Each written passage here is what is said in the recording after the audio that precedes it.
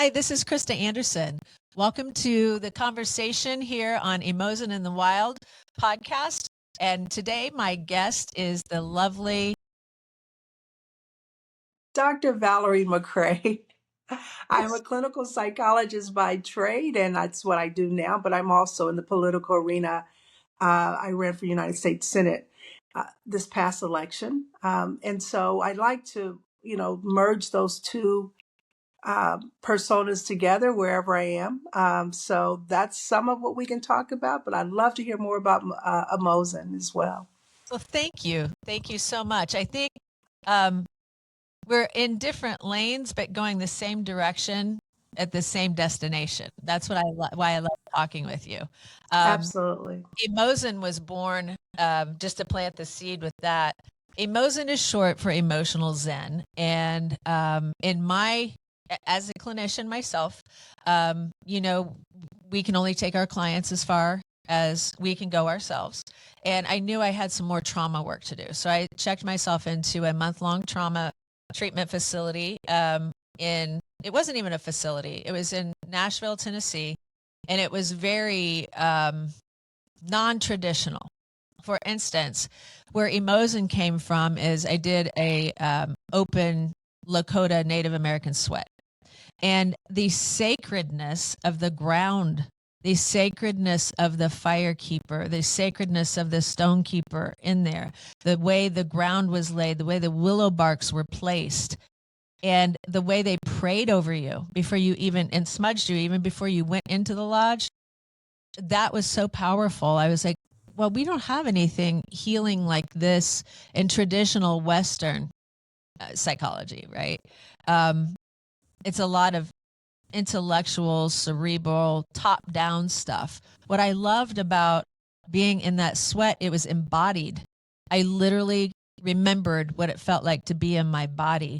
And in that sweat, this probably makes sense to those of us who meditate or have a spiritual practice, but I literally heard Spirit say to me, EmoZen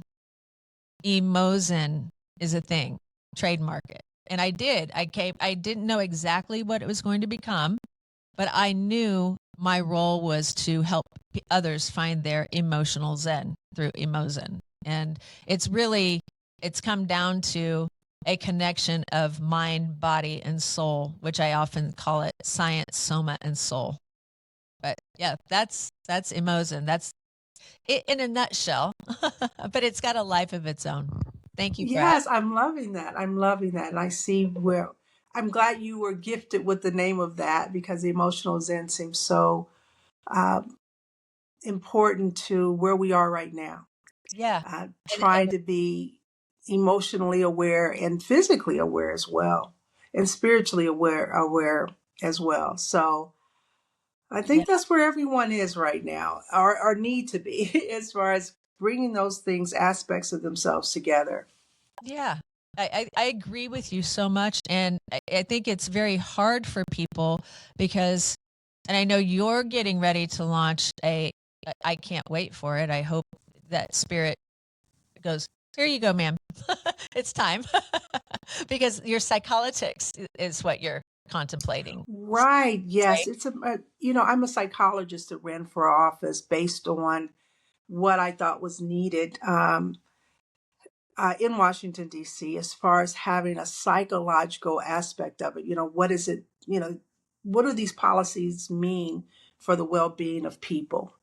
And then there are the other part of it. How our politics can at times can be manipulative, and how do we use the mental health aspect in a positive way to bring people along, not to manipulate them into more funding or guilt or votes, or what do we need? What do we need, and what does it do? And sort of helping people to sort of figure out some of the tactics involved as well, So what I'm to hearing you getting them say to is there one needs to thought or the be next. I'm some sorry. education, maybe. I'm sorry. I jumped the gun. I got a little excited. It sounds like you're talking about there needs to be some education about staying, and I'm using a psychological term, embodied, but I mean just relaxed and clear and make good decisions because you're appropriately informed, right? Yes,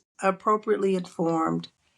Um, and it's good to know with social media, with media, it's good to know when the BS is going on, when it's propaganda, when you're being pulled into some sort of cult mentality as well, when you are being angered or made to feel rageful or sympathetic to things maybe you don't want to be sympathetic about, just when to sort of be able to sort that out as well. So on an individual Beautiful. level, what does that mean? Some of the things that we see in the media and news and that sort of thing, but then also on a social political level as well. So merging those two worlds such that it's user friendly for the everyday person that doesn't have time to really, you know, abstractly think about this stuff. They might not have time to think deeper. So just helping them to Right. sort of bridge those gaps. I hope that makes sense. It does make sense, and it's relevant because politics comes into my therapy room now, not because I bring it, Absolutely. but because I mean, it's affecting people. It's causing them stress, right? And Right. but it comes in other ways too, where I've had to do things as a clinician that I never thought I'd have to do before, which I've had to address racism 3 times in my office. And Yes. I had one person ask me one time, "Well, you aren't you supposed to treat everybody? You don't interrupt their belief systems." And I was like, "Well, but that's what therapy is for. You interrupt erroneous belief systems and you build new, healthier belief systems. And racism is a belief system that is harmful. And that is exactly what we have to interrupt. And it's not like I'm judging them. There was a microaggression, and I said, okay, well, that's racist, right? And he kind of laughed it off. He said, "I'll relax." I'm no, no, no. I just want you to be aware of it. I'm not judging you. I'm just saying that's racist, and racist isn't welcome in my room, nor in my home, and my office is in both. So we could talk about that and where that comes from, but just don't bring that here anymore. I've never had to do that. Yeah, that's interesting. That's interesting because, you can use that as a therapy point, as a diagnostic tool. You can use it as a sort of a point to getting to the underlying inadequacy someone must feel based on the fact that they're willing to spout out these racist comments or some superiority comments or whatever. Sometimes it's a good diagnostic tool to try to figure out where it came from, what their family was like, Yeah. um, that made it okay for them to think that was okay. Yeah. Um, I mean, there's a lot you can do with that if you feel like it. But then at a certain point, you're human as well. And sometimes you have to bring yourself into that room and say, I'm not dealing with that crap today. I don't feel like deep diving into that. Yeah. It was a grate on my nerves, and I'm not going to move forward with that. So Yeah. feel And free. Either way is right. I appreciate that because so many times, um, if a therapist sets a boundary, it's like, well, you're supposed to be able to do that. Well, I do that a lot, and I'm not doing that right now, whatever that is. You know what I'm saying? It's like Right. there's a humanity about leaders, like yourself, like therapists, pastors, uh, all these people in these caregiving positions are human too, right? Now we have to be accountable. I like the concept that accountability is an act of love. So I hold myself accountable. Um, and I usually catch it, but fortunately I have friends that can call out blind spots. But I'm kind of circling back to an aha moment that's coming up as I'm speaking, and I want to get your take on it. In being in that lodge and realizing how embodied it was, I literally felt my nervous system reorganize. Now, psychotropic medicines are good for stabilization, but they don't reorganize the the history, the nervous system, like this Right. sweat did, And what I've found since is a lot of indigenous tribes and here and in Africa, all over, they sit and they grieve together and they howl and they moan and they wail and they do it together. And I just thought, I don't even know if there's been, and I'm saying it by my experience of being racialized as white and trained in the Western world, which has white supremacy that leaks down into it if we don't acknowledge it, but I could feel the difference between that traditional, how does that make you feel, and kind of bypassing emotion versus the indigenous way of literally rebirthing yourself in the dark, wailing, sweating, and becoming someone new when you step out of it. That, there's a big difference there. Yes, it's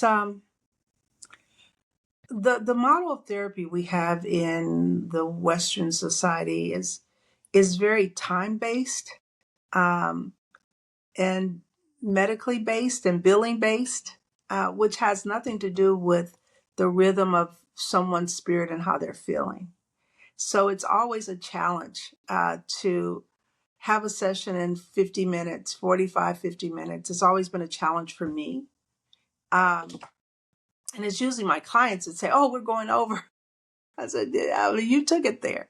But the it's a different way of thinking about things, and trying to operate within that model is difficult. I will say this though, that some of the newer therapies, the EMDRs and those sort of things, Yes. it's really starting to bridge that gap a little bit by saying, your body keeps score.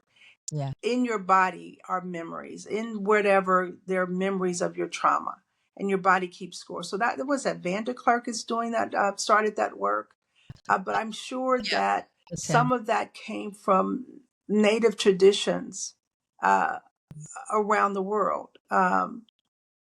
They've always been aware. A lot of the other traditions have always been aware of the mind, body, spirit connection and how you can't, divide Separate. those up. Yeah. And you have to do the body work and the Yes. spirit work.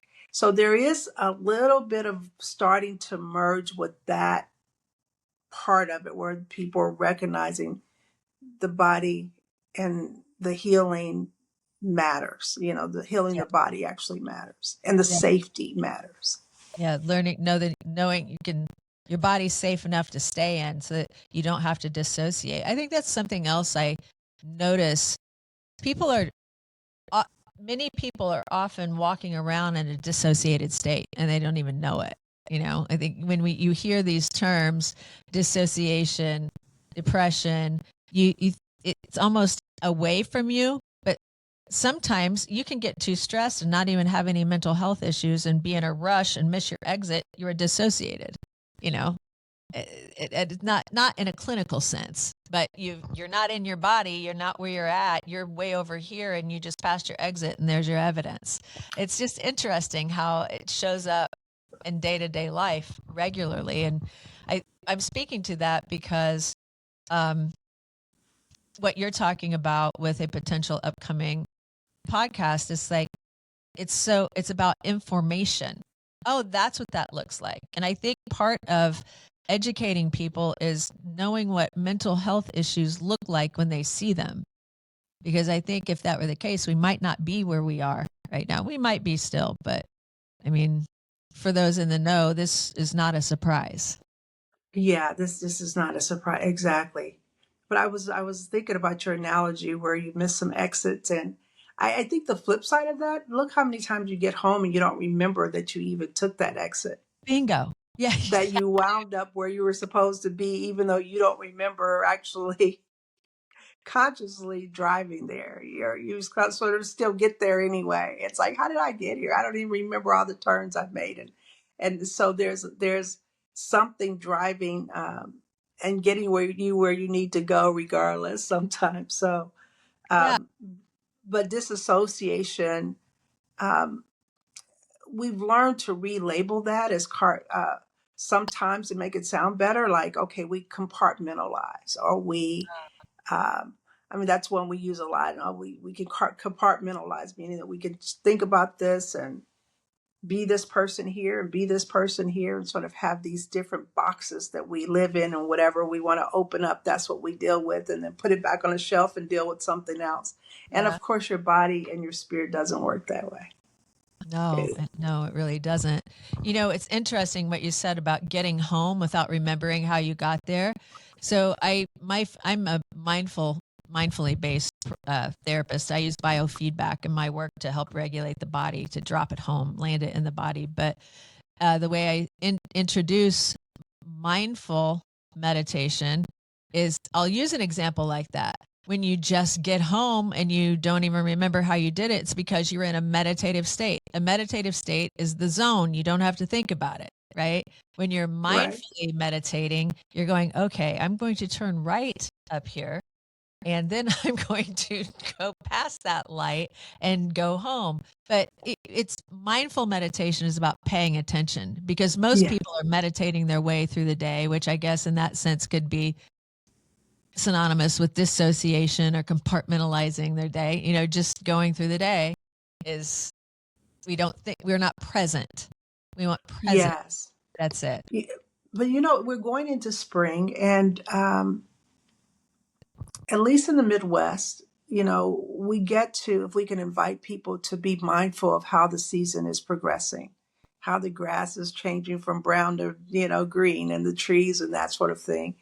Um, that's always good to do, is, watching spring unfold, and trying to get your clients to kind of unfold with that, be comfortable with unfolding with that. So That's MoZen is going to beautiful. be right on time for that. Yeah. Your series is very important. Oh, that's beautiful. Thank you for that awareness. Because I was just Yes. thinking about, I do take clients on therapy hikes. We'll spend the first 20 minutes not speaking. And I just want them Okay. to pay attention to what they see. And then we go talk about it, because what you see, what you notice, all of that matters, be it a squirrel about busyness, taking care of family, be it, a particular flower, which I'm not as adept at those. I usually have to look those up. But everything, you make meaning. You can write a whole story just going for a 20-minute walk based on what nature shared with you. Exactly. Exactly. And they need to notice when they just concentrate on the negative, Hmm. you Yeah. know, uh, Yes. that's even more important. So I don't know. This is going to be a wonderful podcast. Oh, Um, thank you. yes. Thank you. I think, just having guests such as yourself that are grounded, that know yourself. You're the type of woman that is gentle and kind because you're boundaried. You're the only way you can be as soft and present as you are is because you're well boundaried. And I don't think a lot of women understand ha- those kinds of boundaries.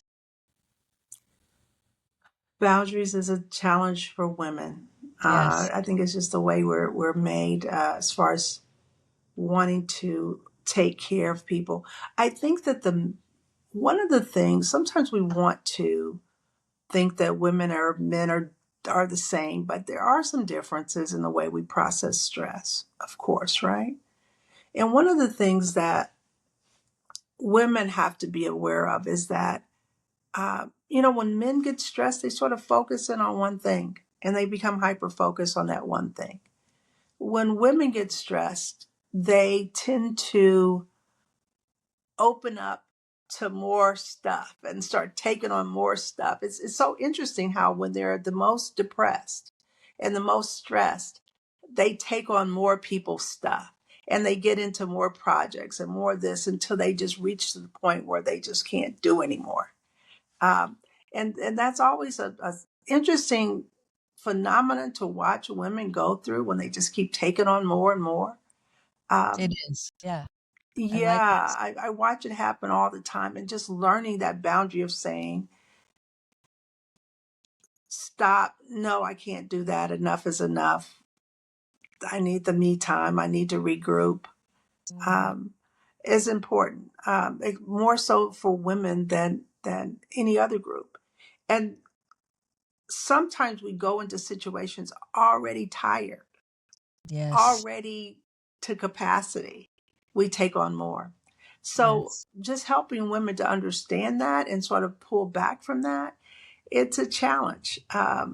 Yeah, it's, I- we're sort of wired that way. I don't know if it's been socialized that way, but we're definitely now sort of at least soft wired that way. And to undo that.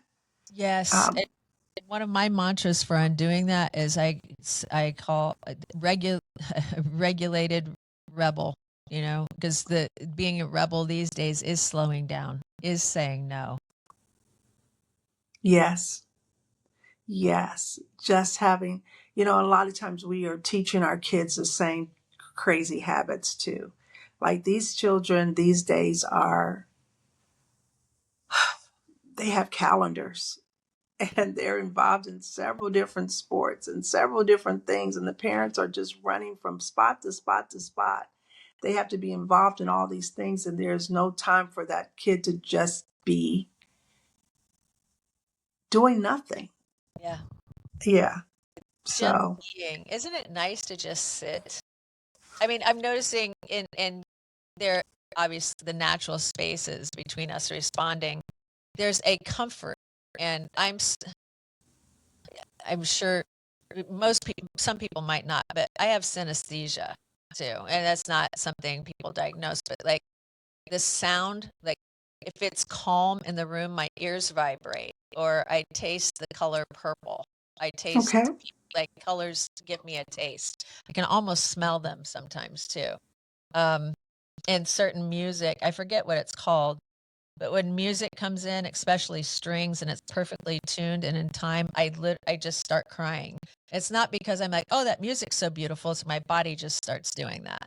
So I'm mentioning that because the energy that we're generating in this conversation feels very soft. Like I could just fall back in a soft bed and be. Oh no, are you saying I'm putting you to sleep? Oh no. No, no, I'm saying I feel incredibly relaxed and alert. Relaxed. Let me add alert. That's the word I didn't include in that. I'm just messing with you. I mean, Maybe it's about the music. Maybe it's hitting you at a certain vibration. And there's a lot of work being done as also sound vibration, and also in how the different frequencies yes, are yes, healing. yes. And so that work is that needs to be absorbed too. I hope you're able to talk about that more in EmoZen, because the frequency, the megahertz or whatever, those are very, very important to healing as well. And I do use those in session, like the God frequency. I can never remember if it's 428 or 532, but one of those. It's when the monks start chanting and that and it all goes together. Um, Yeah. it resonates at that Yeah. frequency, and you keep doing it. Yeah, Yes. yeah. Yes. Yeah. So, Do you use yeah, do you all use of this that stuff is much? just wondrous, where we're going to move towards. I think we're going to be moving towards more whole body healing. Yes. Um, and we need something like that for the whole country as we move forward. Yeah, we do. Where people can just feel safe. Remember, it's safe enough to be in your body. And that goes back to me talking about what we were talking about earlier, dissociation, compartmentalization, things like that. We, it's hard to sit and be still because it's hard to be in your body. We've bypassed too many feelings. And so it's nice. Music is a nice way that I know that I'm just going to mention this right now so that the universe and God and spirit can go. You said it out loud on your podcast. I'm wanting to do a reset retreat in Morocco, and I'm in the very beginning stages of it. But it wouldn't be any therapy. That's not the point. It could be for men and women.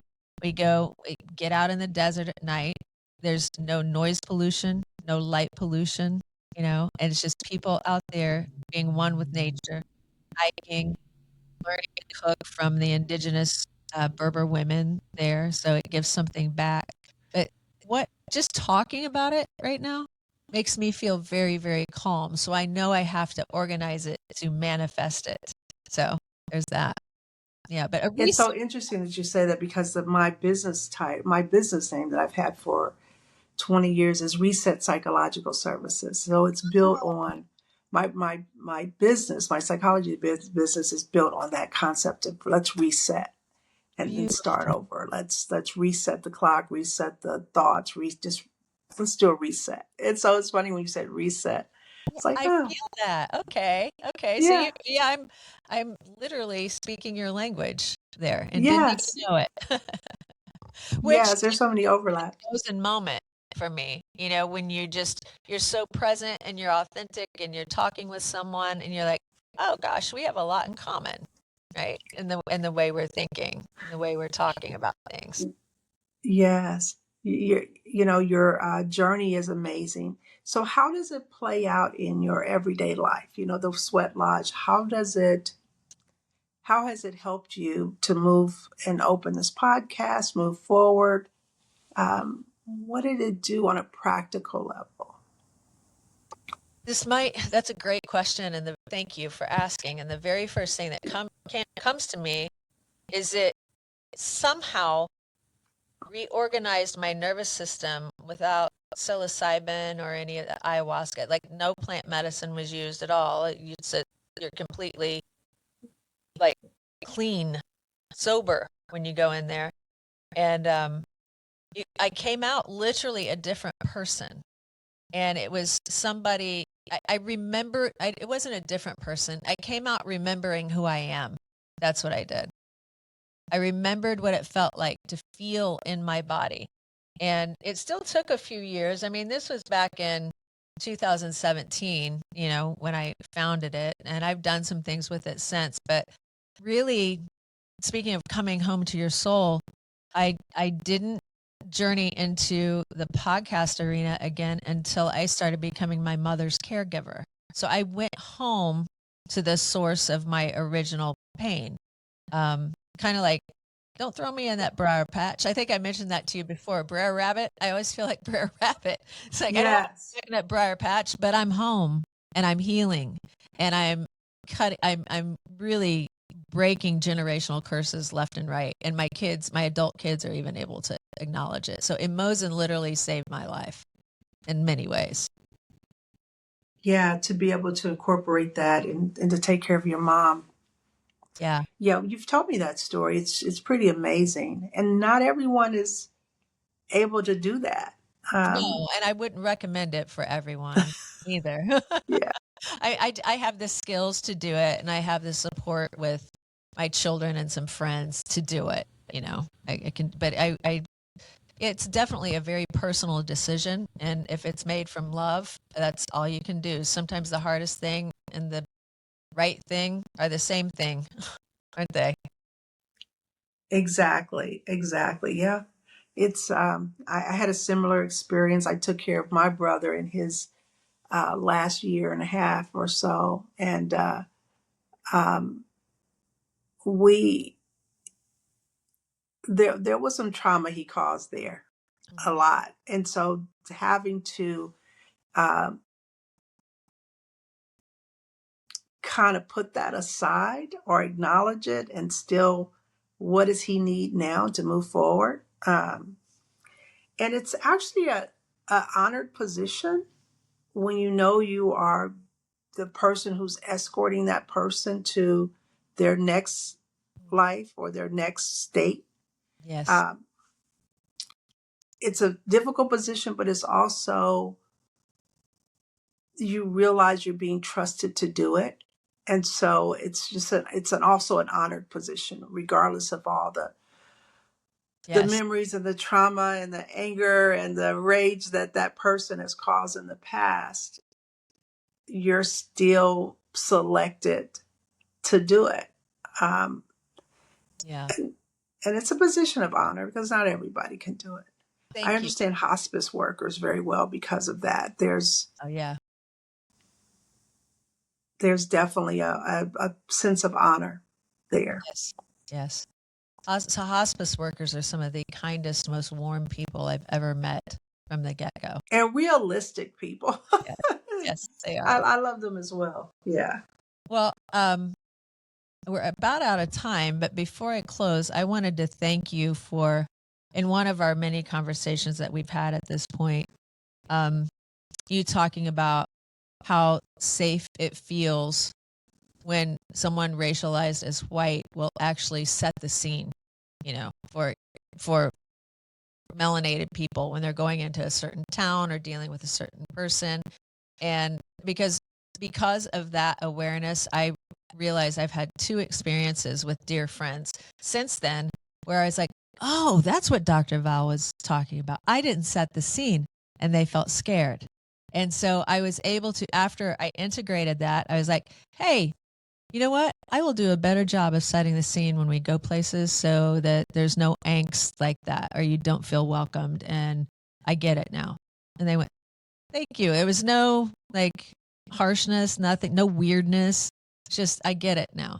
And I wanted to thank you for that, because I don't know that I would have caught on so quickly. You are unfolding very beautifully. I think we all are, hopefully. But yeah, I'm looking forward to your podcast. It's going to be great because you're so open to hearing. Oh, So you're not just giving, you're so open to hearing, and people, that's a good model for people moving forward, because people also need to be open to hearing. yes. And you're modeling that as well. So Oh, thank you. Thank you. I yeah. hope my kids heard that if they ever watch. I raised my Well, voice yeah, my the travel. mother and kids relationship, that's a different story. That's a different book. That doesn't follow the same rules. Don't worry about it. Yeah. And they would laugh. We have a great relationship, but I feel very blessed by your words. Thank you very much. And You're welcome. I think it's about time to wrap up. So what I will say is I want to thank Dr. Valerie McCray for being on my show. I always love talking to you. And I'll look forward to doing it more. And I hope your podcast comes out soon. So yeah, please meet us on the next EmoZen in the Wild, where we have more conversations that hopefully remind you it's safe to stay.